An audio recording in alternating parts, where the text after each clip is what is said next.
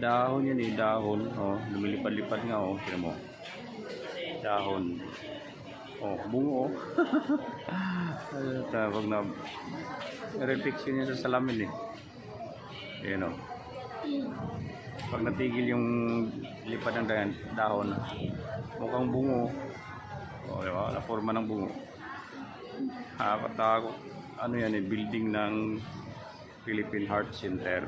Ayan oh. Katabi nito, ano, Est Medical Center. Sa Binyo. Kita nyo, mukhang bungo.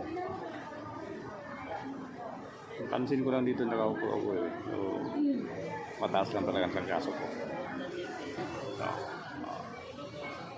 So, ayan, nakita nyo? Yan o. Ipaiwating talaga maraming